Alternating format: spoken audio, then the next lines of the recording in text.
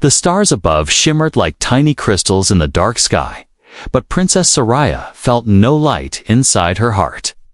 She stood alone on the balcony of her palace. High above the silver towers of her alien world, her people called her divine, powerful, untouchable, but they also called her something else, empty, not because her heart was cold, but because her body was said to be cursed. Cursed to never bear life, never carry a child, never be a mother. From the day she came of age, the royal doctors had whispered behind closed doors. Her womb, they said, was flawed. Her line would end. With her, a royal princess with no heir, no future, no family, and in her world, a woman without a child was seen as broken. Soraya had smiled in public, worn her jeweled crown, and given speeches of peace and power, but every night she wept, alone, dreaming of a child's laughter, a tiny hand in hers. She didn't want a throne, she wanted something warm, something real, a child to call her mother, but they told her it was impossible. Everything changed the day she arrived on Earth.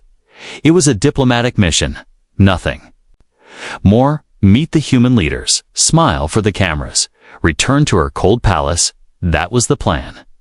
But then she met him. Dr. Elias Hart was not like the others. He didn't bow or stare or treat her like a legend. He simply looked into her eyes and said, "You look tired." No one had ever said that to her before, and in that moment, something inside her cracked. Elias was a medical researcher, working with alien genetics. He had studied many species, but never a royal like her. During a tour of his lab, he asked her if she wanted a full health scan, just to see.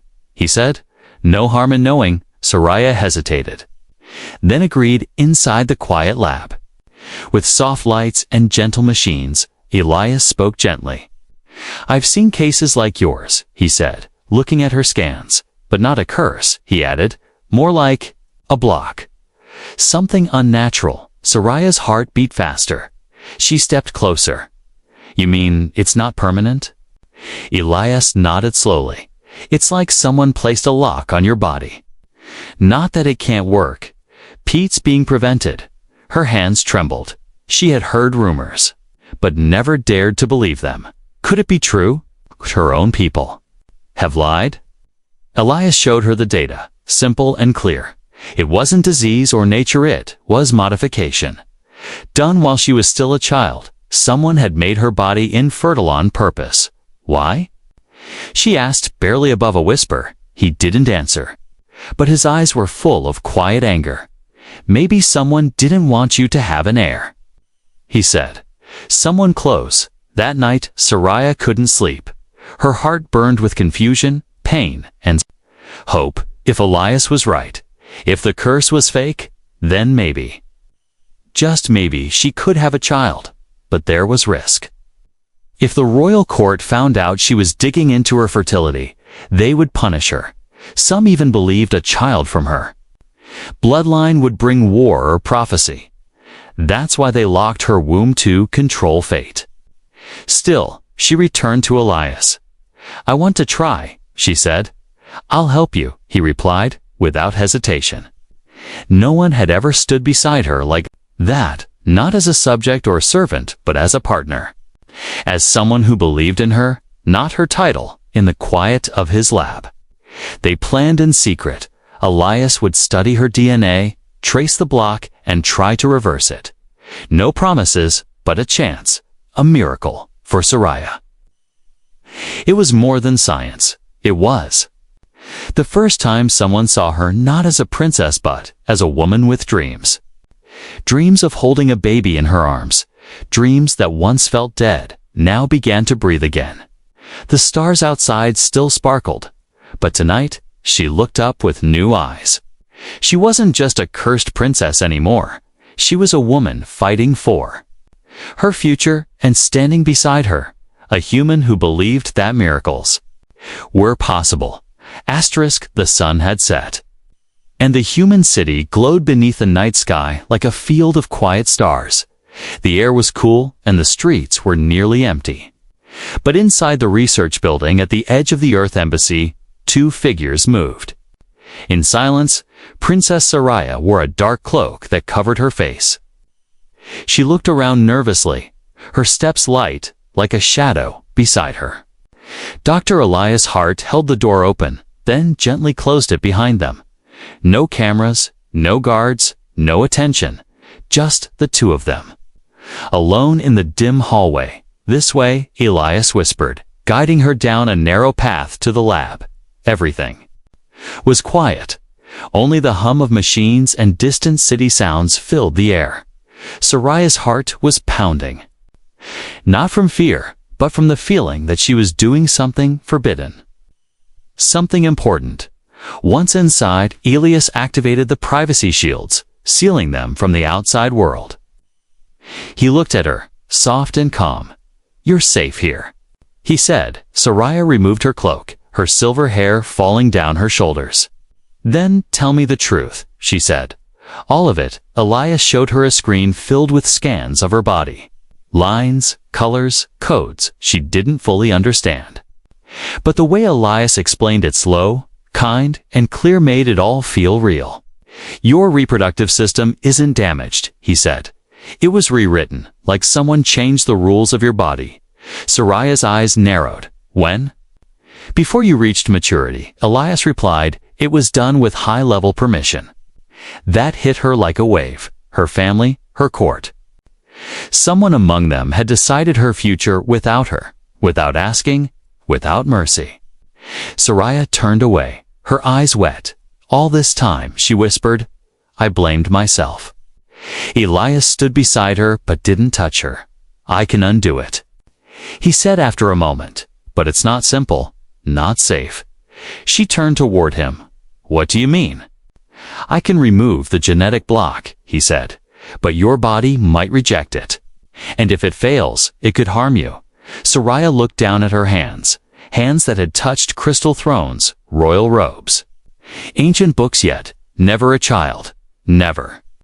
Her own child? "I don't care," she said quietly. "If there's a chance, I'll take it." Elias met her gaze. "Why?" He didn't ask out of doubt, but out of something deeper. She didn't speak right away, but her answer came slowly, heavy with emotion. "Because every night, I close my eyes and see a child reaching out to me," she said. "And every time, my wake up empty." Elias nodded. No words needed. He began showing her the process, a gentle operation that would slowly restore what had been taken.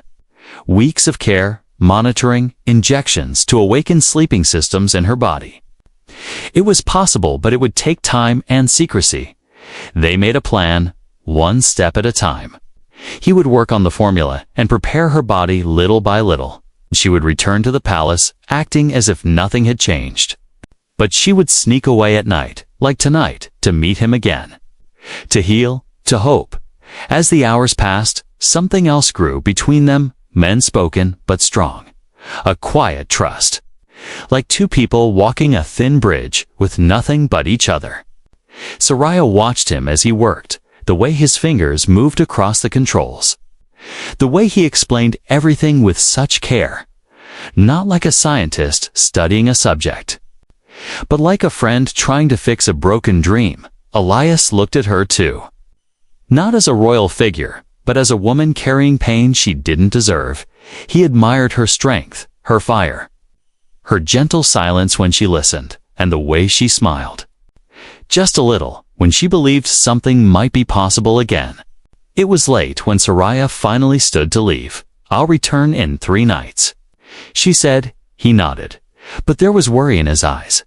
"If they catch you, they won't," she said quickly, then added, "I've lived a life of silence, Elias, but now I finally have something worth risking."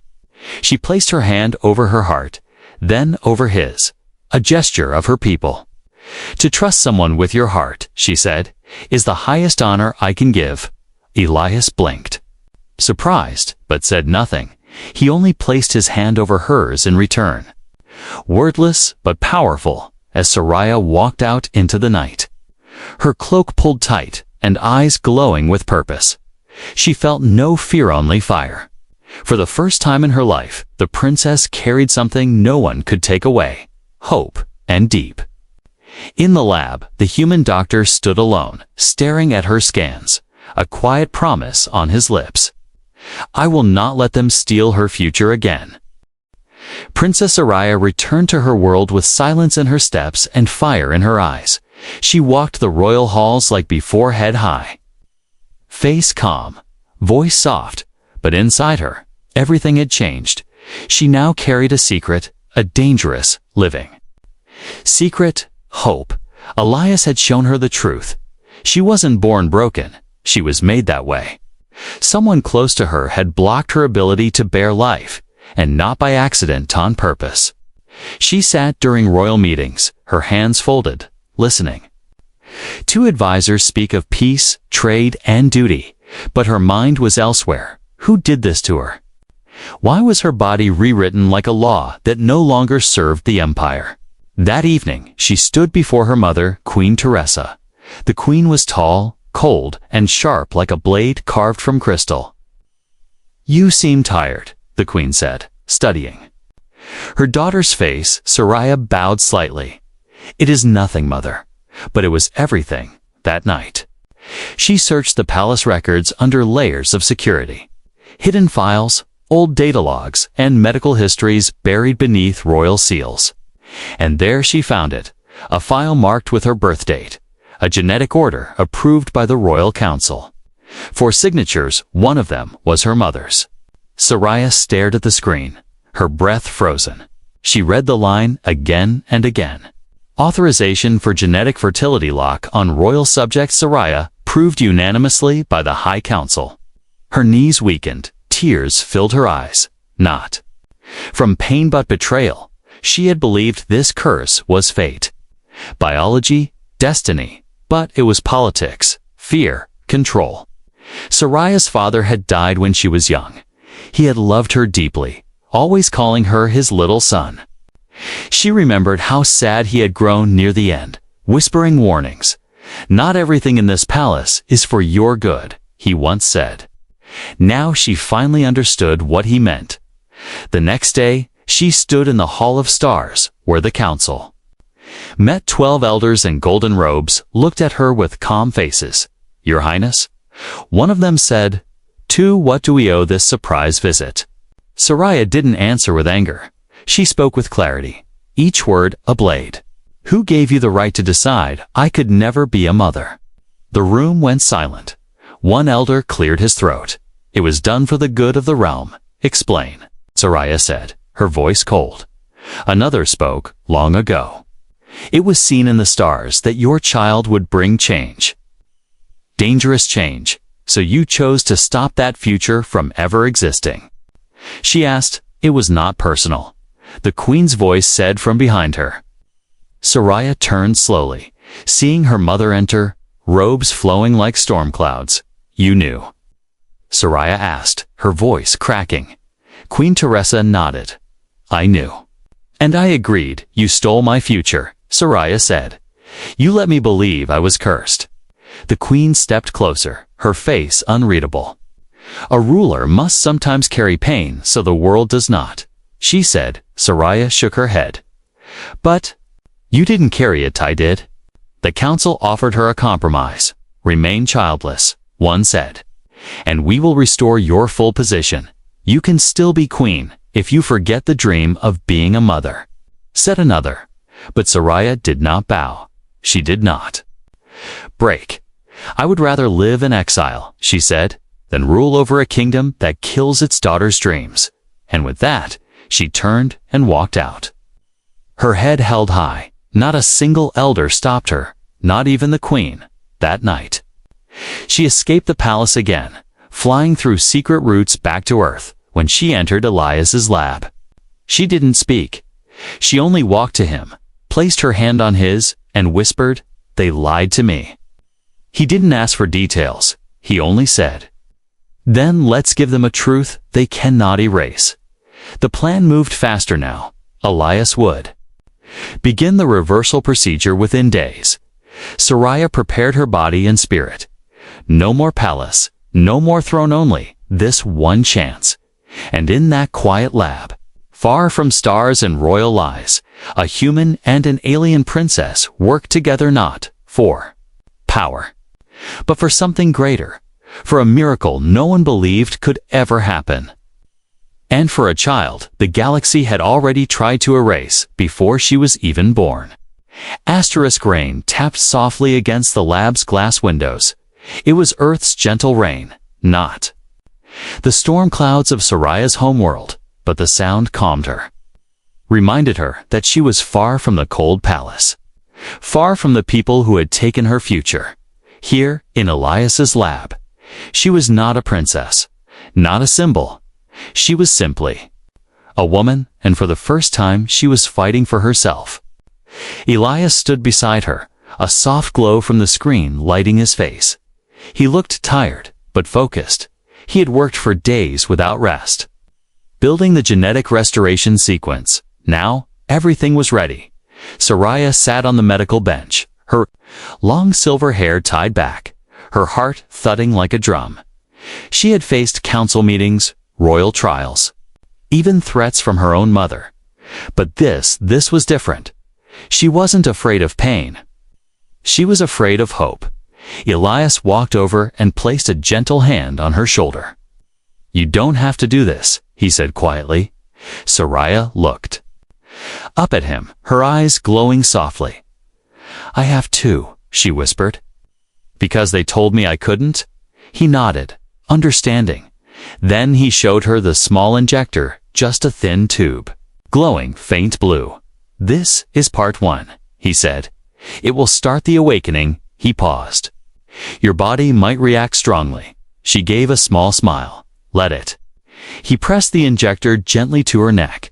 There was a hiss, a warm pulse, and then a slow burn deep within her core. Her body jerked slightly, muscles tightening, then relaxing. Her breath came sharp, but she didn't cry out. She only closed her eyes and held the bench tightly. Elias stayed beside her, monitoring her vitals, watching every number, every spike.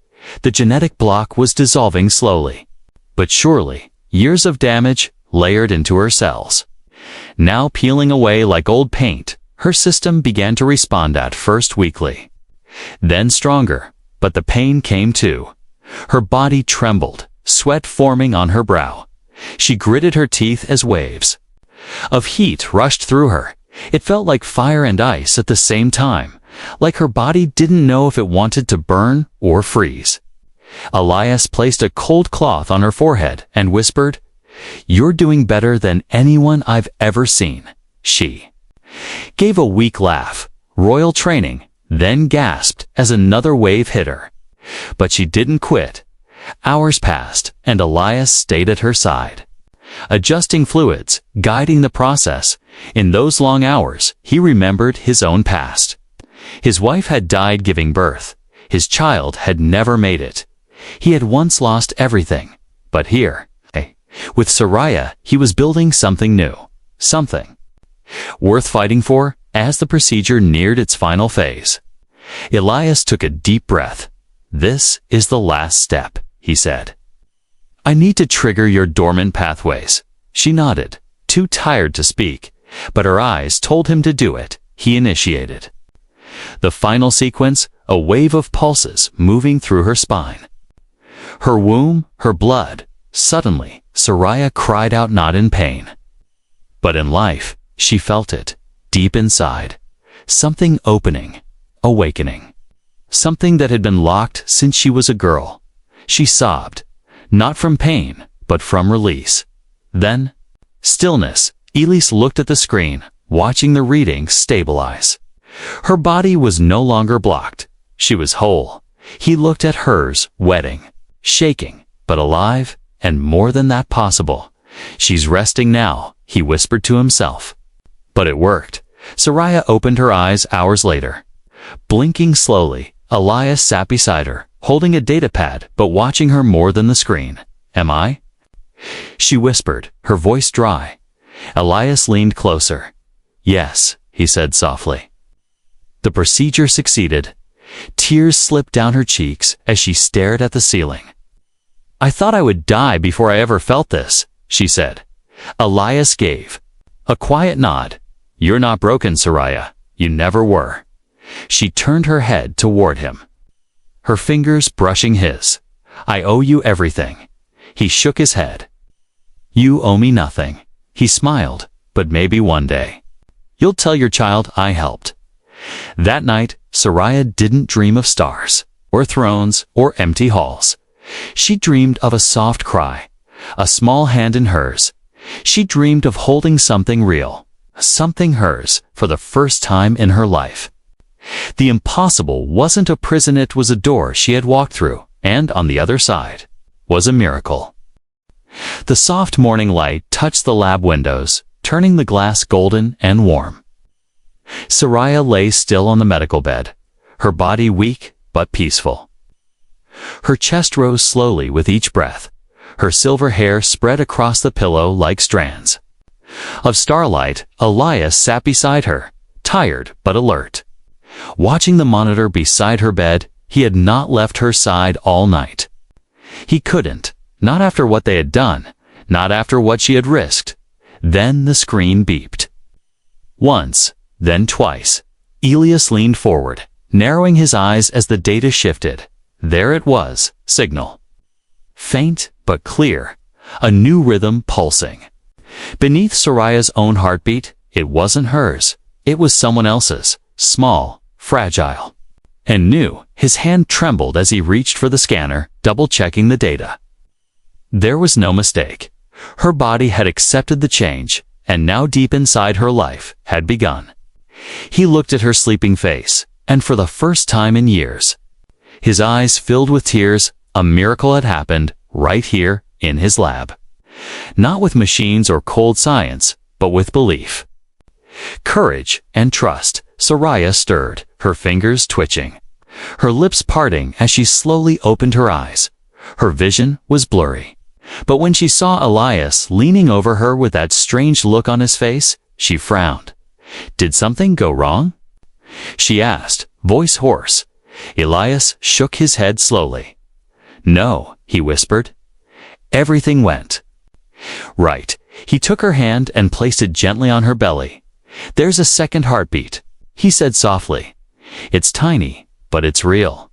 Soraya froze, her eyes wide, then her lips trembled, and she covered her mouth as tears rolled down her cheeks. "A life," she whispered, "inside me." She turned to Elias, her voice shaking. "It's really there." He nodded. "Yes, Soraya, you're going to be a mother," she cried, then not out of pain, but pure joy. For years, she had lived with the weight of emptiness, told she could never carry a child, never feel this moment, but now it was real. No one could deny it, not anymore. They sat there in silence for a while, the sound of the heartbeat still whispering from the machine. Each pulse was a promise, a quiet voice saying, "I'm here, I'm coming." Soraya placed both hands on her stomach and whispered, "You were never supposed to exist, but I will protect you with everything I have." But that peace did not last. For long. 3 days later, Elias received a coded message from one of his allies in space communications. The message was short but heavy. Royal scouts landed asking about Soraya. Be careful. Elias read the message twice before telling her. When she heard it, Soraya's smile faded. "They found me," she said quietly. Elias paced the lab. "They must have tracked your escape route. They don't know yet what we've done," Soraya said. "But they came to take me back." She turned away from the window, fear rising in her chest. What if they force me to return? What if they hurt the child? Her voice cracked, and Elias stepped closer, placing both hands on her shoulders. "They won't," he said firmly. "I won't let them." "But they're powerful," she said. "They don't follow rules, Elias. They make them." He didn't look away. "Then we'll make our own," he replied. They began packing at once: medical supplies, genetic records, food, water, fuel. They had to leave Earth before the scouts realized the truth. There was no time to think, only to act, that night. As they loaded the small transport ship hidden behind the lab, Soraya paused and looked up at the stars. "This child," she whispered, "was born from silence, and now they want to erase it." Elias placed a hand over hers. "Then we'll go where their lies can't reach." He helped her into the ship, and once everything was set, he looked back one last time. His lab, his memories. His old pain left behind as the ship rose. Into the sky, silent and smooth. Soraya held her belly and closed her eyes. Inside her was the tiniest flicker of life, a soft beat that no one else could hear. But to hurt was louder than all the voices that had called her empty. This child was not just a child, it was truth, and Soraya would not let anyone take it away.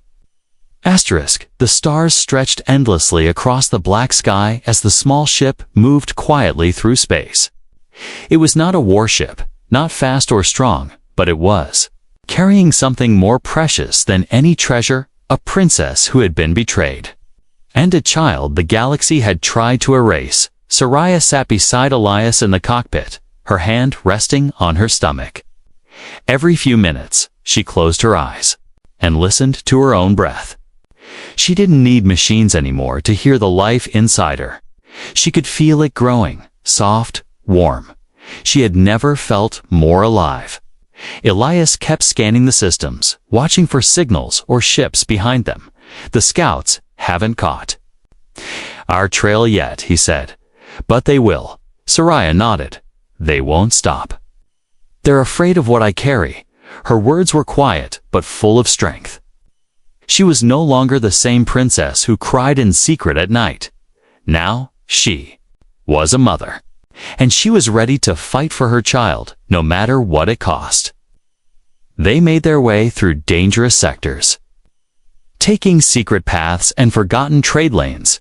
Elias knew people, rebels, wanderers, old friends who owed him favors. One station gave them fuel, another gave them food, but everywhere they went, there were whispers of the royal court's hunters, posters with Soraya's image, warnings about a traitor princess who must be returned.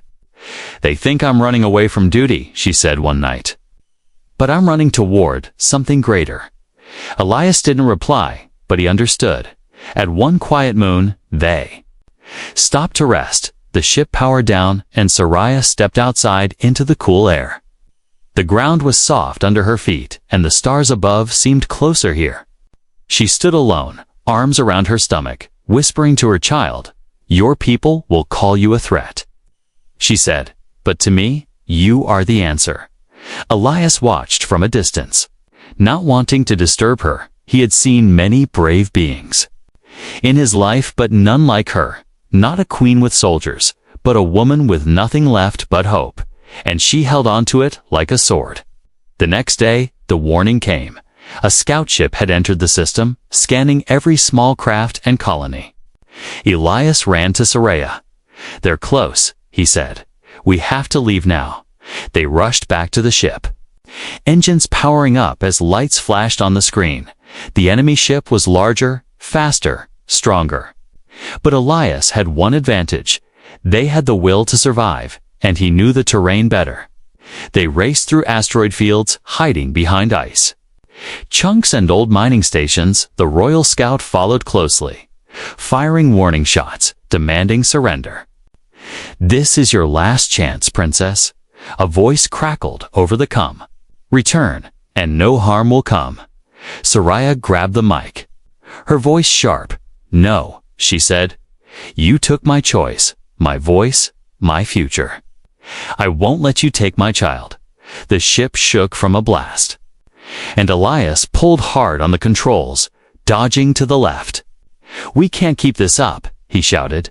"We need to disappear," Soraya thought quickly, then pointed to a nebula cloud nearby. "Take us, their sensors won't work inside." They plunged into the swirling colors, bright blues and deep reds dancing like fire and smoke. The ship groaned, but held. Behind them, The scout followed, then vanished off sensors. For hours, they drifted silently inside the nebula. Elias cut the power, letting the ship float.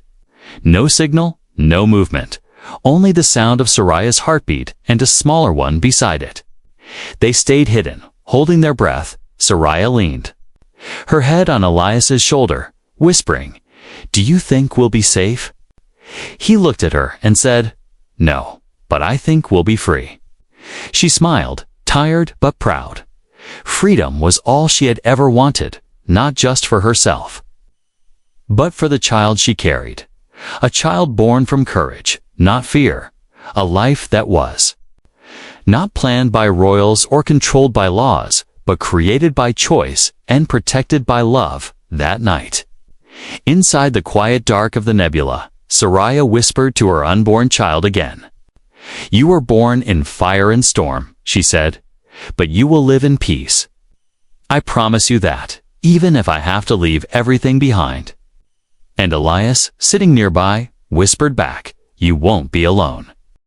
The sun on the green planet rose slow and soft, painting the sky in gold and rose. Bird-like creatures sang in the tall trees, and the wind moved through the grass like a calm sea. This world had no name on star charts, no trade routes, no armies. But for Sariah and Elias, it was more than safe. It was home. Months had passed since they escaped through the nebula. The Royal Scouts gave up the chase, the bounty faded, and the galaxy moved on to other wars. But here on this peaceful planet, they built a new life. Elias found an old research station hidden in the forest, half buried in vines and moss. He restored it slowly, piece by piece, turning it into a small home. Sariah planted flowers and food in the fields, her hands finally used for creating, not waving to crowds. They worked side by side, day after day, never needing to speak much. Their hearts understood what their words did not. And inside Sariah, life grew stronger with each sunrise. The child kicked, rolled, stretched. Every movement made Sariah smile. She would often pause while working, place her hands on her belly, and whisper soft songs in her native tongue. Her eyes glowed with warmth. She was no longer just a runaway princess. She was a mother. Elias built a small cradle with his own hands, carving symbols from both their worlds into the wood. He had lost a family once, long ago, but now something inside him had healed. Each time Sariah laughed or touched her stomach, Elias felt something return to him, something he thought was gone forever. Hope. One night, under the stars, Sariah and Elias sat by a fire outside their home. She leaned against him, her voice calm. "Do you ever miss Earth?" Elias looked at the sky, then at her. "No," he said. "Because you're here," she smiled, her eyes wet with quiet joy. "Do you think my people will ever accept her?" He didn't lie. "Some will fear her," he said, "but others, they'll see the truth in her eyes." "She's not a threat," Sariah said. "She's proof that even broken things can bloom again." The next morning came with pain. Sariah woke Elias with a sharp cry, her hands on her belly, her breath fast. "It's time," she said through clenched teeth. Elias helped her gently, guiding her to the soft room they had prepared. It was not a palace birthing chamber. There were no doctors or royal attendants, just Sariah, Elias, and the child who was ready to meet the world. Hours passed in waves, pain and breath, sweat and strength. Sariah's cries filled the small room, but she never gave up. She gripped Elias's hand tightly, her eyes locked with his. He spoke soft words, reminding her she was not alone. And then, not last, a new cry broke through the room. Not Sariah's, not Elias's, but the child's, a daughter, small and perfect. Her skin glowing softly in the morning light. Half human, half alien, her tiny hands curled like flower petals. Sariah reached for her, tears streaming down her cheeks as she held her baby for the first time. "She's real," she whispered. "She's mine." Elias sat beside them, speechless. He had seen many things in his life, but nothing like this. The child blinked up at him with wide, curious eyes. Eyes like her mother's butt with a spark. Of earth behind them, Saria kissed her daughter's head, then looked at Elias. "Will you name her with me?" She asked. He nodded, and together they spoke the name Solara. A name that meant born from stars in Saria's language, and hope and light in an old earth dialect Elias remembered from childhood. Solara grew quickly, full of energy, laughter, and wonder. She chased butterflies in the fields, built toy towers in the dirt, and asked questions about the stars. Saria told her stories of her people, not of thrones and crowns, but of strength, history, and truth. Elias taught her science, maps, how to listen to the world. She was not a threat, not a curse. She was a bridge between worlds, between hearts. One day, a ship passed overhead, scanning but not landing. Solara looked up and asked, "Will they ever come for us again?" Saria smiled, her hand resting on her daughter's shoulder. "Maybe," she said. "But if they do, we'll show them what love made possible." Elias stepped out, joining them, his arms wrapping around both of them. A princess, a human, and a child that changed everything, not with war or power, but with a single, impossible truth. They said she could never be a mother, but a human gave her a miracle land. That miracle now walked, laughed, and danced under the sun.